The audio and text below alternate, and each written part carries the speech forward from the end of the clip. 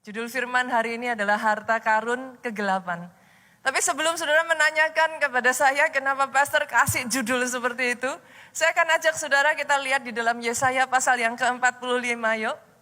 Saya akan bacakan terlebih dulu ayat 1 sampai 2, nanti kita akan lanjutkan. Beginilah firman Tuhan, inilah firmanku kepada orang yang kuurapi, kepada Kores yang tangan kanannya kupegang, supaya aku menundukkan bangsa-bangsa di depannya dan melucuti raja-raja. Supaya aku membuka pintu-pintu di depannya dan supaya pintu gerbang tidak tinggal tertutup. Ayat 2. Aku sendiri, ini Tuhan sendiri yang berfirman, hendak berjalan di depanmu dan hendak meratakan gunung-gunung. Hendak memecahkan pintu-pintu tembaga dan hendak mematahkan palang-palang besi. Sampai di situ saudaraku. Pertanyaan saya kepada saudara. Dari 2 ayat yang baru kita baca ini saudara menemukan nama satu tokoh. Siapakah itu? Raja Kores. Pertanyaannya adalah siapa raja ini saudaraku? Kita harus memahami untuk melihat apa sih makna dari ayat yang ditulis ini. Raja Kores saudara adalah raja negeri Persia. Dia bukan raja Israel. Perhatikan perkataan saya ini. Dia bukan orang Israel. Dia bahkan tidak menyembah Allah Israel saudaraku. Tetapi ajaibnya, amazingly, justru Tuhan pakai raja ini Pak. Untuk menaklukkan, menghentikan kejayaan Babel. Pengaruhnya gimana, Pastor? Efeknya apa? Karena dia mengalahkan Babel, saudaraku. Dan Tuhan melihat, raja ini terkenal dengan toleransinya. Dia raja yang dihormati karena jiwa toleransinya, saudaraku. Tuhan pakai itu, Pak. Justru di bawah pemerintahan raja inilah Tuhan pakai raja ini mengembalikan bangsa Israel ke tanah kelahiran mereka. Raja ini membebaskan bangsa Israel dari penjajahan Babel dan dia mengembalikan bangsa Israel ke tanah kelahiran mereka. Apa poin saya di sini, saudaraku? Dari 2 ayat ini saja, apa yang bisa saudara pelajari? Boleh enggak saya minta saudara di 2023 ini? Mulailah 2023 ini saudaraku. Dengan mengingat rema firman hari ini. Jangan pernah batasi Tuhanmu. Do not limit your God. Literally dia bisa pakai siapapun. Bahkan saya harus ngomong ini. Dia bisa pakai apapun. Bukan hanya siapapun. Kalau siapapun tidak mau dipakai, dia bisa pakai apapun. Untuk membukakan jalan buat saudara di 2023 ini. Sebagian dari saudara, kadang saudara berkata pada saya, Pastor. Sampai kapan lagi saya sudah gak kuat, Pastor. Apa yang harus saya lakukan? Kalau Tuhan gak begini, maka begini. Stop, saudaraku. Jangan batasi kapan waktunya Tuhan. Jangan batasi caranya Tuhan. Let God be God. Dia Tuhan dan dia punya agendanya untuk 2023 ini buat saudara, buat saudara, buat saudara, buat saudara. Terima rema ini dan mulai tangkap ini dalam hidupmu. Do not limit your God. Saya lanjutkan ya Pak. Ayat 3 sampai ayatnya yang ke-7. Aku akan memberikan kepadamu harta benda yang terpendam dan harta kekayaan yang tersembunyi. Supaya engkau tahu bahwa akulah Tuhan Allah Israel yang memanggil engkau dengan namamu. Oleh karena hambaku Yakub dan Israel, pilihanku. Maka aku memanggil engkau dengan namamu. Menggelari engkau sekalipun engkau tidak mengenal aku. Akulah Tuhan yang tidak ada yang lain kecuali aku tidak ada Allah. Aku telah mempersenjatai engkau sekalipun engkau tidak mengenal aku. Ayat 6. Supaya orang tahu dari terbitnya matahari sampai terbenamnya. Bahwa tidak ada yang lain di luar aku. Akulah Tuhan dan tidak ada yang lain. Ayat 7. Garis bawahi ayat 7 saudaraku. Yang menjadikan terang dan menciptakan gelap, yang menjadikan nasib mujur dan menciptakan nasib malang. Akulah Tuhan yang membuat semuanya ini. Yang tidak diketahui oleh banyak orang ya saudaraku. Banyak orang berpikir kalau terang itu Tuhan. Betul ya Pak? Kalau gelap itu iblis. Kan gitu. Sesederhana itu. Tapi ayat yang baru saja kita baca ini ngomong, akulah Tuhan Bu. Yes, dia yang menjadikan terang. But at the same time, dia juga Tuhan yang menciptakan gelap. Wow, saya berdoa pemahaman ini mengubah cara pikir saudara. Artinya apa Pastor? Dia bukan hanya Tuhan atas terang. He is God over darkness. Artinya apa Pastor? Artinya dia in charge. Dia berkuasa atas terang, yes Pak. Tapi dia berkuasa atas gelap. Sejak dari hari ini saya berdoa ya saudara, pemahaman saudara akan ayat ini ya. Mengubah cara pikir saudara. You will no longer fear darkness. Saudara tidak takut lagi kegelapan. Kenapa? Karena Daniel 2 ayat 22, ayat ini melanjutkan ngomong seperti ini. Dia yang menyingkapkan hal yang tidak terduga, yang tersembunyi. Garis bawah ini saudara. Dia tahu apa yang ada di dalam gelap dan terang ada padanya. Berapa banyak dari saudara di sini pernah mengalami pemadaman saat malam hari? Boleh lambaikan tangan saudara? Pernah ya? Pernah. Jakarta masih ada pemadaman ya saudaraku ya? Masih ya. Kalau saudara mati lampu siang hari masih oke lah ya. Masih ada matahari saudara masih bisa lihat. Tapi kalau mati lampunya pas malam hari saudara. Itu gelap. Itu gelap. Biasanya di dalam gelap orang itu jadi kayak lebih berhati-hati saudaraku. Orang jalannya itu jadi lebih kayak apa sih? Meraba-raba karena saudara nggak tahu apa yang ada di depan saudara gitu. Apa yang menanti saudara itu saudara nggak ngerti gitu. Bisa jadi di depan saudara ada kursi atau ada meja, saudara bisa menabrak kursi atau meja yang tidak saudara lihat.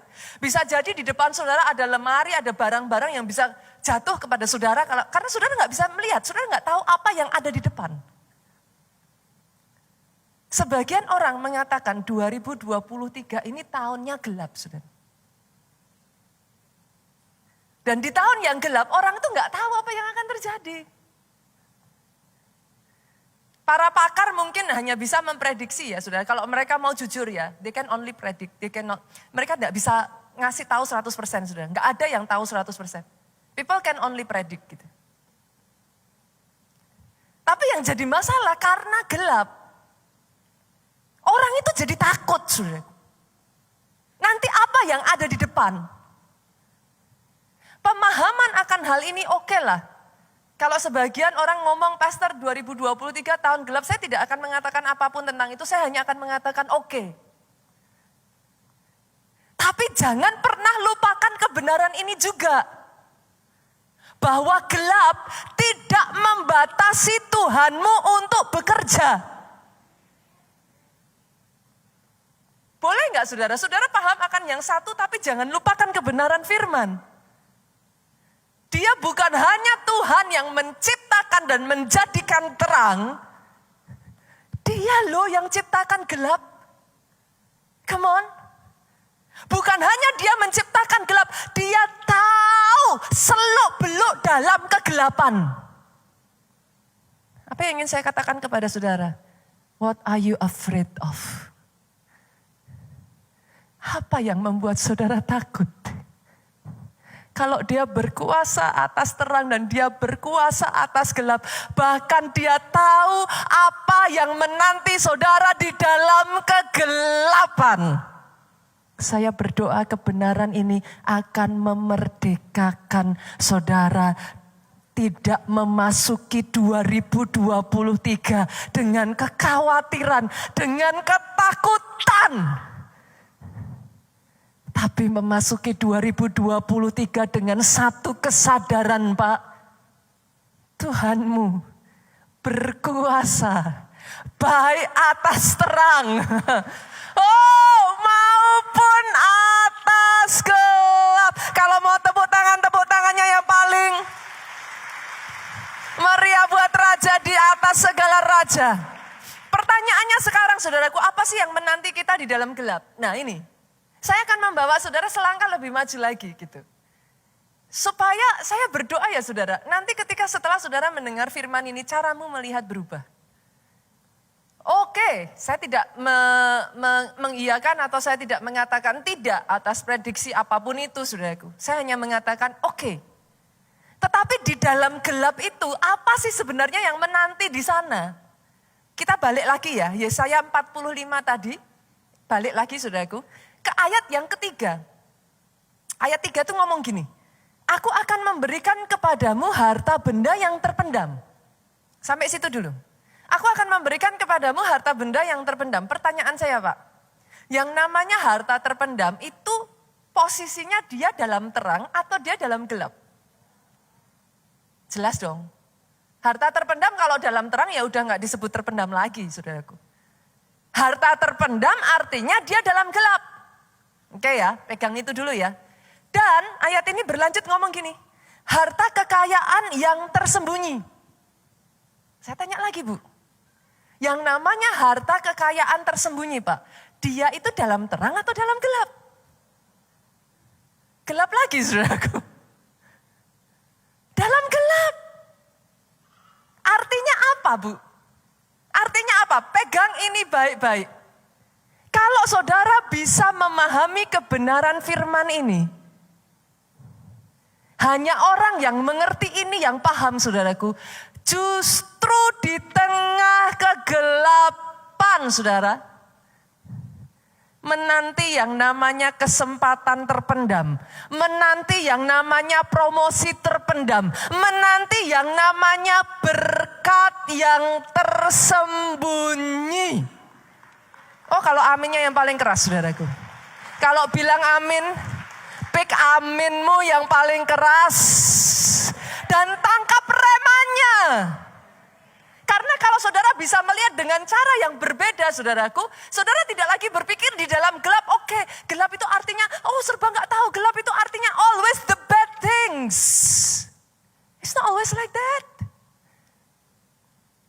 Harta terpendam hanya kau bisa dapatkan di dalam gelap. Harta tersembunyi hanya bisa kau dapatkan di dalam gelap. Boleh nggak sejak dari hari ini saudaraku, menyongsong 2023, cara pikirmu berubah. Karena dia berkata, aku akan memberikan kepadamu. Saya nggak tahu apa buat saudara. Harta yang terpendam itu apa buat saudara? Harta yang tersembunyi itu. Judul firman Tuhan yang saya ambil hari ini berasal dari ayat ini saudaraku. In case sebagian dari saudara berkata, Pastor judulnya nggak rohani. Sorry saudara. Dalam bahasa Inggrisnya, kata harta benda terpendam, ini adalah the treasure of the darkness, saudaraku. Dalam bahasa Inggrisnya, saudaraku, harta tersembunyi itu, saudaraku, diterjemahkan dengan hidden riches of secret places, gitu. Dari ayat inilah saya mengambil judul firman Tuhan, saudara. Dan saya berdoa, ada orang-orang di tempat ini, saya berdoa engkau bisa melihat dengan cara yang berbeda. Yes, dia Tuhan yang menciptakan terang. Tapi jangan pernah lupakan dia juga yang menciptakan gelap. Dan sejak dari semula dia berbicara saudaraku, semuanya baik. Artinya apa? Bukan hanya terang yang baik Bu, tapi gelap juga baik. Come on. Dan by the way, dia tahu apa yang ada di dalam kegelapan. So what? You will no longer fear the dark. Jangan lagi takut kegelapan. Dan saya akan bawa selangkah lagi saudaraku. Saya percaya salah satu harta yang Tuhan mau berikan kepada kita adalah pelajaran-pelajaran yang nilai-nilai kekekalan, pelajaran-pelajaran yang hanya bisa saudara dapatkan memang hanya di masa kegelapan. Saudara tidak akan bisa dapatkan itu di masa yang terang. Itu sebabnya hari ini saya akan membagikan kepada saudara 4 poin. Apa sih harta karun terpendam? Apa sih yang bisa saudara dapatkan di masa yang sebagian orang katakan itu gelap gitu saudaraku. Sehingga saudara tidak melihat dari sisi yang negatifnya terus, saudara tidak melihat dengan ketakutan, saudara tidak melihat dengan pesimis, saudara tidak menghadapi dengan kekhawatiran. Tetapi justru saudara menghadapi tahun 2023 ini excited saudaraku. Berapa banyak ketika saudara masih kecil anak-anak di tempat ini paling suka treasure hunting. Gitu? Kan? Paling suka gitu. Justru karena saudara gak tahu ini apa ya, nanti apa ya. Itu tidak membuat anak-anak menjadi takut. Itu membuat menjadi excited. 2023, saudaraku, song-song tahun ini dengan excitement karena engkau berjalan di dalam Dia ada terang. No fear for darkness. Tidak takut kegelapan. Karena di dalam Dia ada terang. Saya akan bagikan 4 poin, saudara. Harta kekayaan apa saja sih yang saudara bisa pelajari melalui tahun yang disebut sebagian orang katanya tahun yang gelap gitu. Yang pertama saudara, yang pertama pegang ini ya. Tuhan tetap bekerja dalam gelap. Oke ya. Tuhan bekerja dalam terang. Ya semua orang dari kita tahu lah. Tapi jangan lupa Tuhan itu bukan manusia saudaraku. Kalau kita manusia, oke. Kalau sudah gelap, malam, kita tidur. Betul ya? Kalau kita manusia, oke, kita ngerti. Kalau sudah gelap, sudah malam, ada waktunya kita istirahat. Bukankah itu yang ditakuti banyak orang?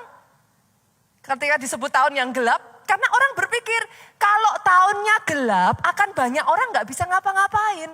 Gak bisa kerja. Gak bisa melakukan apa-apa. Which is itu so human, saudara. Saya bisa paham. Tapi saya harus mengingatkan kepada saudara. Tuhanmu Tuhan atas terang, tapi atas gelap juga. Artinya, saat terang dia kerja, saat gelap dia tetap kerja. Gelap tidak menghentikan Tuhanmu untuk bekerja.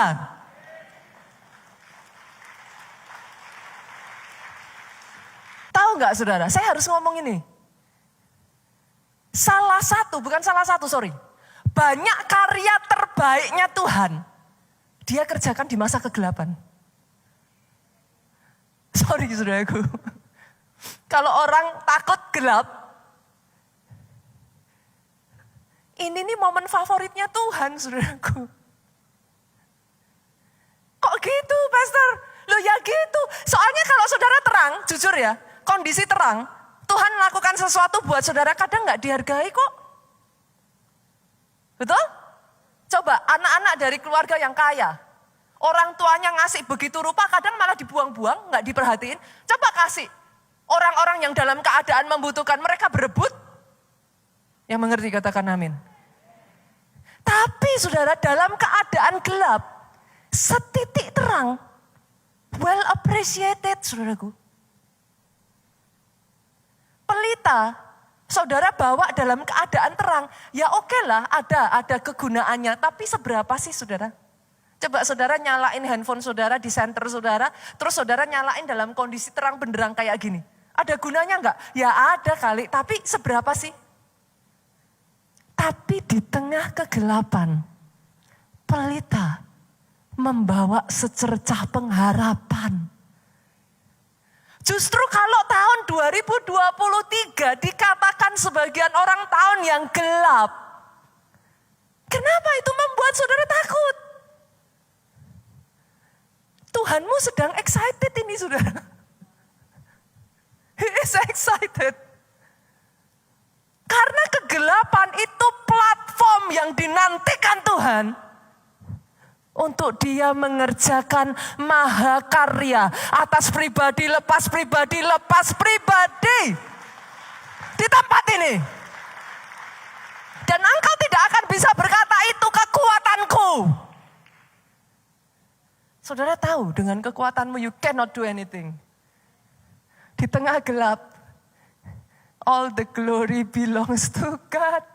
Saudara bisa ngomong kalau bukan Tuhan, tidak akan mungkin terjadi. Oh sungguh saudaraku. Saya pribadi ya saudara, saya sangat diberkati dengan rema ini. I am blessed. Sama-sama keadaannya boleh gelap, sama-sama apapun lah situasinya ya saudara. Tapi kalau saudara bisa melihat dengan cara yang berbeda. Alkitab itu berkata, kalau matamu terang, teranglah seluruh tubuhmu. Kalau engkau melihat dengan cara yang salah, apa yang dikatakan orang sebagai tahun kegelapan ini bisa menjadi tahun yang mencekam dan tahun yang sangat tidak mengenakkan buat saudara. Tapi kalau saudara bisa melihat, ini justru tahun yang mana Tuhan itu excited. Pertanyaannya sekarang, Pastor, terus kalau Tuhan kerja, nah kitanya ngapain? Gitu. Coba ya, kita buka ya. Yesaya 50 yuk kita lihat ayatnya yang ke-10. Kalau kita Tuhan yang sudah kerja lah, kitanya manusianya ngapain Pastor? Dengar ini ya saudara.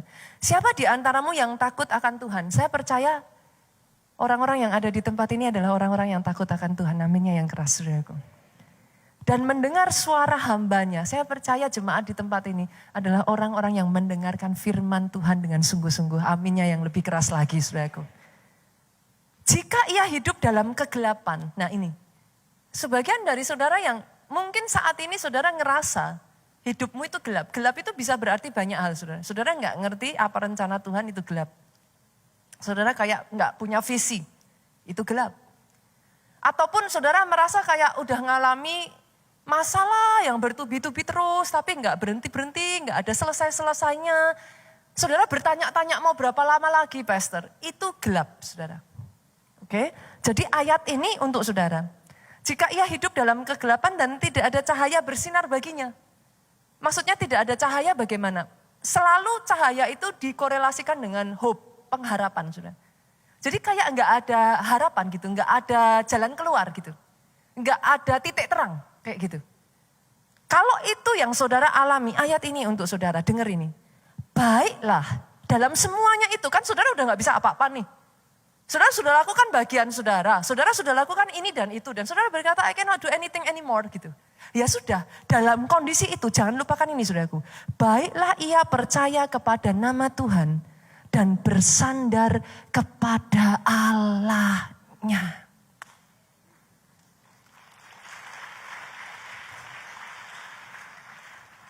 Di tahun yang kata sebagian orang adalah tahun yang gelap saudara. Boleh nggak saya katakan ini?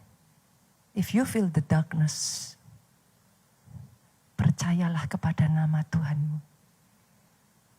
Bersandar kepada Dia, itu bagianmu. Masalahnya manusia itu unik ya saudara. Bagiannya nggak dilakukan, bagiannya Tuhan dia lakukan. Nyenengin toh saudaraku. Bagian Tuhan apa? Ya Tuhan yang bagiannya kerja kan. Kitanya yang kepengen ngambil alih. Kitanya yang kepengen kerja. Kitanya yang kepengen ngerjakan ini, ngerjakan itu, ngelakuin itu, nyoba itu. Ya nggak apa-apa sih, nggak salah sih saudaraku. Tapi bagiannya kita yang seharusnya kita lakukan, which is kita percaya, which is kita bersandar kepada Tuhan, tidak kita lakukan. Saya itu sungguh berdoa ya saudara tahun ini ya. Saya sudah berkata kepada saudara berkali-kali, bahkan di akhir tahun kemarin saya sampaikan kepada saudara, this is the game, tahun 2023 ini yang berlaku ya saudara, the game of faith. Lihat nantinya saudaraku. Kata game yang saya pakai di sini bukan permainan ya, tapi the game of faith, ini tahun pertandingan iman gitu. Orang yang bisa melihat ya saudaraku, orang yang nyampe hatinya, saudara dapat itu. This is the game of faith, Pak. Itu sebabnya sadari, saudara. Jangan pernah lupa. Justru di tengah momen-momen yang seperti ini ya, saudaraku. Pegang Tuhanmu tidak hanya bekerja di saat terang, tapi dia bekerja di saat gelap. Bukankah satu firman itu berkata begini saudaraku? He never sleep nor slumber. Dia tidak pernah tertidur. Dia tidak terlelap. Tuhanmu Allah Israel, dia berjaga-jaga atas hidupmu. Itu harta karun pertama ya saudaraku. Kita bisa pelajari hanya di masa gelap. Kalau di masa terang saudara nggak bisa mempelajari itu. Mumpung di masa gelap, pelajari apa yang di masa gelap. Jangan hidup di dua masa saudara. Manusia suka gitu. Pergi nih ke satu tempat bilang, ya seandainya saya balik ke rumah. Sampai di rumah saudara bilang, ya kepengen jalan-jalan kan gitu. Manusia kan aneh saudara, sukanya gitu kan. Belajar untuk bisa enjoy every moment and every season in your life. Dan percaya di dalam semua momen dan semua season itu, Tuhan turut bekerja di dalam segala perkara untuk mendatangkan kebaikan bagi orang yang mengasihi Dia. Yang kedua saudara, apa harta kegelapan yang kedua yang kita bisa pelajari? Justru di masa yang gelap banyak orang itu bisa ngalami Tuhan saudara. Masa terang apa enggak bisa orang ngalami Tuhan? Bisa, tapi jarang. Banyaknya yang saya tahu kalau sedang diberkati lupa Tuhan gitu saudara. Tapi di masa gelap saudara, seringkali itu dipakai Tuhan itu untuk apa sih? Saya pribadi ya saudaraku ketemu Tuhan tuh di masa kegelapan saya saudara. Saya pernah ceritakan itu kepada saudara. Beberapa saudara yang terus mengikuti ya khotbah-khotbah di gereja kita saudara tahu. Saya tuh justru ketemu Tuhan itu di masa gelap. Ketika saya masih kecil ya saudaraku, masih usia 10 tahun, 11 tahun. Kalau bukan karena masa gelap saudaraku, zaman itu berapa banyak di sini yang masih ngalami zamannya unyil saudara. Masih ya ada ya. Jadi zaman itu kalau diajak ke gereja sama orang tua gak akan mau. Karena itu nyambung, habis unyil apa gitu kan saudaraku. Jadi saya gak akan pernah mau kalau diajak ke gereja itu gak pernah mau saudaraku. Tapi Tuhan izinkan saya ngalami masa kegelapan. Tuhan izinkan saya ada di titik terendah dalam hidup saya. Sampai di usia yang sekecil itu saya pernah mengalami saudaraku. Sudah saya berusaha untuk hampir bunuh diri juga saudaraku. Saya ada di masa kegelapan. Tapi justru di masa kegelapan itulah Tuhan menjumpai saya. Saya berdoa ya, di tempat ini ya saudaraku. Ada orang-orang yang justru di masa kegelapan engkau jumpa Tuhanmu secara pribadi. Itu yang dikatakan dan dialami oleh Ayub, saudara. Buka aja ya ayatnya ya. Media jumping sedikit ya. Ayub 42 ayatnya yang kelima. Hanya dari kata orang saja aku mendengar tentang engkau. Jadi ceritanya saudara, di masa baiknya Ayub tuh dikatakan orang saleh. Dia orang yang hidup benar, dia orang yang gak aneh-aneh, dia menjaga ketetapan Tuhan gitu. Jadi sebenarnya Ayub nih orang baik. Tapi ayat ini menggambarkan kepada kita, di masa yang baik itu Ayub berkata, hanya dari kata orang saja aku mendengar tentang engkau. Ada di sini yang saudara ke gereja, saudara taat ibadah, saudara gak aneh-aneh, hidupnya juga hidup benar. Saudara berusaha jaga hidup itu jangan nyalain orang lain. Mungkin by nature saudara orang yang baik. Tapi kadangkala kalau gak hati-hati ya, kekristenan yang hanya di permukaan saudara. Ya seminggu sekali ke gereja, pelayanan ya sedikit-sedikit ikutlah. Kegiatan sosial saudara juga ikut menabur. Sama mungkin seperti Ayub. Tapi justru di masa kegelapannya Ayub berkata apa saudara? Tetapi sekarang mataku sendiri memandang engkau. Saya berdoa ya ada orang-orang di tempat ini yang justru ketika kau diizinkan nantinya saudaraku. Ataukah ketika kau mengalami masa-masa yang gak mudah. Engkau mengenal dia secara pribadi. Kenapa saudara? Hanya orang yang kenal Tuhannya. 2023 ini saya berdoa ya saudaraku, benar-benar kekristenan di Indonesia ini di shaping. Karena kalau kita masih mengacu pada sebelum pandemi ya, kita melihat di masa pandemi itu banyak loh yang rontok saudara. Betul. Nggak bisa. Selama kekristenan masih dalam batasan itu ya saudaraku, banyak orang Kristen itu akan berjatuhan. Kenapa? Karena saudara hanya kuat kalau Tuhan berkati saudara. Kalau saudara lihat mujizat baru saudara percaya. Saya tuh berdoa ya saudara, ada orang-orang Kristen di Indonesia ini yang imannya tuh sampai kayak Sadrak, Mesak, Abednego. Aku percaya Tuhanku akan tolong aku, tapi kalau Tuhanku nggak tolong aku pun, aku tidak akan kok menyembah patung buatan raja. Saya berdoa iman kekristenan di Indonesia tuh sampai di level itu loh Pak. Karena yang saya lihat, saudaraku, saya lihat itu masih sampai pada batas gini. Aku akan ngelakuin. Apa yang dikatakan Alkitab aku akan kerjakan. Tapi kalau Tuhanku nggak tolong aku kecewa. Setelah aku melakukan semuanya, aku sudah ini loh pastor, aku sudah doa loh pastor, aku sudah begini, aku sudah begitu. Kalau Tuhan nggak lakukan sesuatu, aku kecewa. Loh siapa kita berhak ngomong gitu sama Tuhan loh saudara? Saya tuh berkali-kali katakan ini, let God be God. Kalau saudara memang menyembah Tuhan yang adalah Tuhan, Tuhan itu nggak perlu kasih saudara alasan untuk jadi Tuhan. Dia punya hak. Kita ini siapa? Kita ini cuma creation, ciptaan. Dia punya hak to do it according to His will. Understanding ini loh saudara. Saya berdoa ya, di 2023 ini akan muncul jenis kekristenan. Orang-orang yang tangguh loh di dalam Tuhan, saudara. Tuhan gak tolong, aku tetap bersyukur. Aku tetap akan percaya. Lah kalau sampai akhir Tuhan gak tolong, ya gak apa-apa.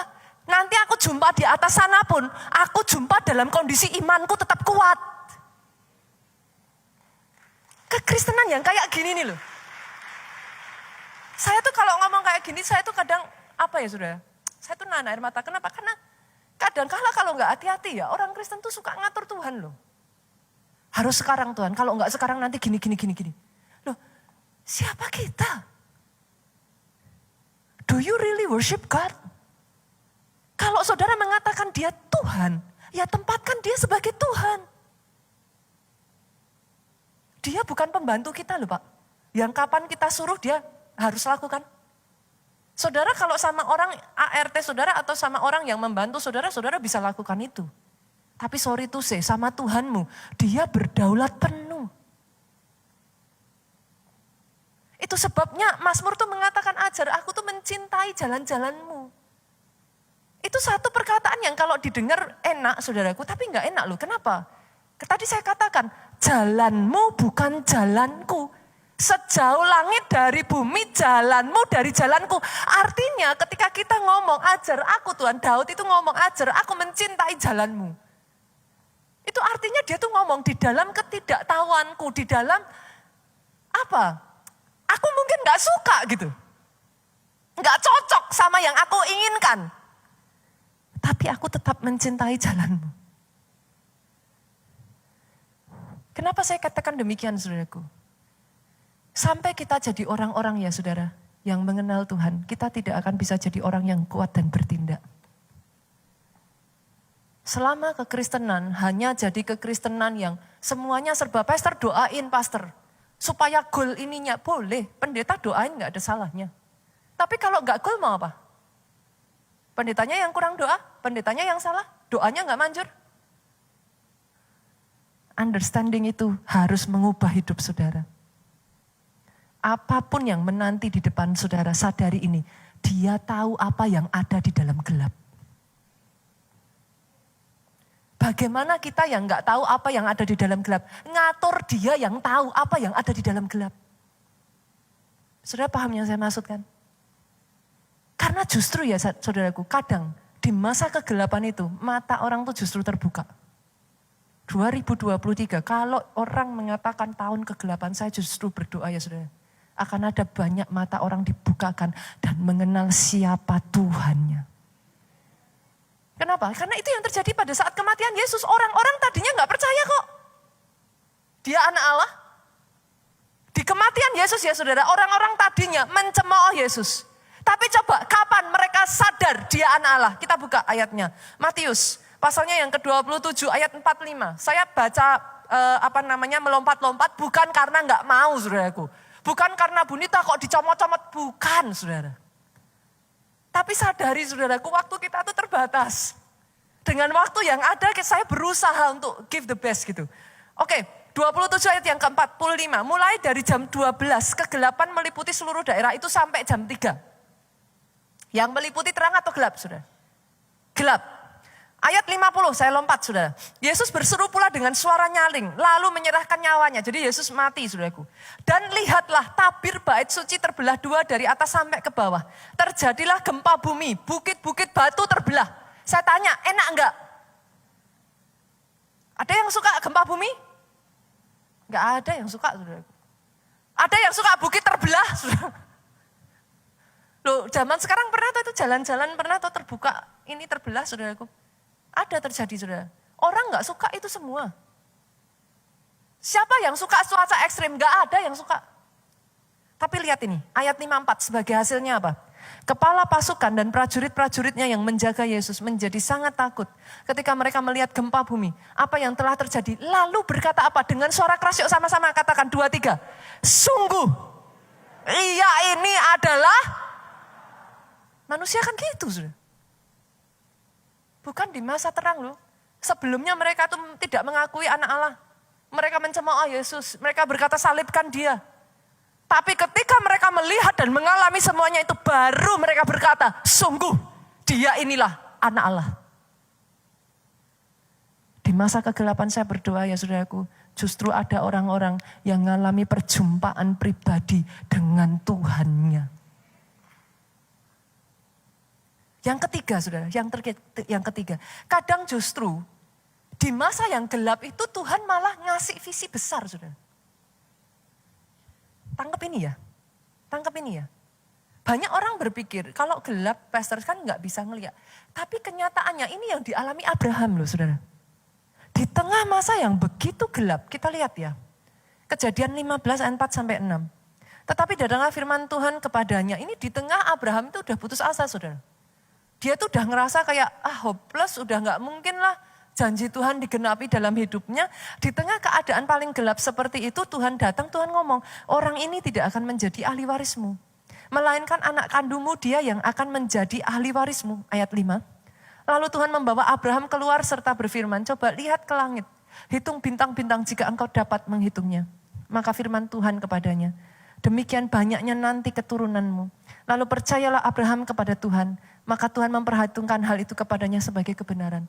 Di masa gelap itu, justru Abraham dapat visi besar. Boleh enggak? Di sini saudaraku. Jangan ngelihat kegelapan sebagai sesuatu yang saudara hindari, saudara takuti, saudara khawatirkan. Tapi lihat itu sebagai satu kesempatan. Tuhan mau berikan kepada saudara visi yang lebih besar. Kadang ada orang-orang yang saya lihat ya saudara, dia tanya ke saya, pastor kenapa ya kok saya tuh ngerasa kayak di titik kerja saya ini kok gelap. Saya katakan sama dia, coba doa lagi sama Tuhan. Karena saya melihat dalam hidupnya dia itu sengaja gelap supaya dia tuh switch, saudaraku. Ada momen-momen tuh Tuhan lakukan seperti itu loh saudara. Jadi kadang diizinkan tuh gelap, supaya saudara tuh nanti ada visi yang lebih besar. Jangan settle dengan yang sudah ada gitu. Nah cuman momen-momen itu kadang gak enak. Karena saudara kayak ada dalam kegelapan kayak not knowing what to do gitu. Tapi kalau saudara mau membuka diri dan peka, sesungguhnya di masa-masa itulah visi-visi terbesar itu dilahirkan saudara. Gitu. Saya berdoa ya saudara, sejak dari hari ini benar-benar saudara bisa melihat dengan cara yang berbeda ya Bapak Ibu ya. Jangan lagi melihat 2023 dari sudut pandang ketakutan dan kekhawatiran ya. Tapi lihat the excitement dari 2023 ini. Tangkap ini saudaraku. Di tahun ini kau akan dapat visi yang lebih besar lagi. Tangkap itu saudaraku. Yang terakhir dari dalam gelap. Tadi saya sudah katakan, seringnya muncul kesaksian yang paling terang. Masih ingat kisahnya Daniel? Pada saat dia dibuang ke gua singa. Ada di sini yang bilang sama saya, Daniel kurang takut Tuhan apa, saudara? Daniel salah apa, Pak? Kurang apa? Kalau saudara berkata kepada saya sudah ini, pastor, saya sudah itu, pastor. Daniel kurang apa? Di tengah semua ancaman itu dia tetap mempertahankan imannya sama Tuhan. Dan itu membawa dia kemana? Gua singa. Apakah selalu saudara takut Tuhan, saudara pelayanan, saudara ke gereja, dan saudara dapatkan semua berkat itu? Ya oke, bagus. Kalau itu terjadi dalam hidupmu, blessing saudaraku, saya bersuka cita. Tapi ada waktunya, Daniel lakukan itu Bu. Dia gak salah apapun loh Pak. Tapi setelah semua yang dia lakukan, yang dia dapatkan adalah gua singa. Yang membedakan Daniel dengan banyak orang di gua singa itu, Daniel tidak mempertanyakan Tuhannya. Kenapa? Dia sudah kenal siapa Tuhannya. Karena pengenalan yang dalam itu membuat gua singa diubah menjadi sebuah mahakarya, kesaksian mujizat yang dahsyat.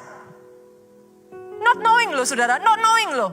Kalau semua orang ngerti bakalannya begitu ya semua orang akan mau gitu. Tapi Daniel masuk tanpa tahu. Hanya berbekal pengenalannya akan siapa Allahnya. Izinkan saudaraku. Izinkan dia mengerjakan karyanya. Izinkan Roh Kudus itu bekerja. Jangan batasi dia dengan cara pikirmu, dengan waktumu, dengan pemikiranmu. Sehebat-hebatnya kita manusia, kita ini terbatas. Tapi ketika saudara mulai angkat tangan dan saudara serahkan, let God be God. Perdalam pengenalanmu akan Tuhan. Perdalam, saudaraku, akar rohanimu yang justru itu nantinya boleh semua diizinkan. Iman Daniel membawa dia ke gua singa. Tetapi imannya yang menghasilkan kesaksian di dalam gua singa. Pagi-pagi itu ya saudaraku, Tuhan itu membuat raja itu jadi gelisah loh. Pagi-pagi Alkitab berkata raja itu sudah tanya Daniel, Daniel, apakah engkau masih hidup Daniel? Sanggupkah Allahmu menyelamatkan engkau? Mungkin raja tidak berharap akan mendengar jawaban saudara. Siapa juga orang berpikir masuk gua singa bisa selamat. Tapi raja mendengar jawaban. Ya Tuanku Raja, Tuhanku sanggup melepaskan aku.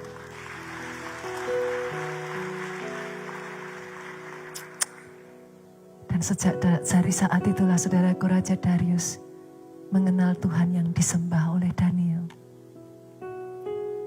Justru orang melihat terangmu bercahaya ketika ada kegelapan. Jangan takut dengan gelap.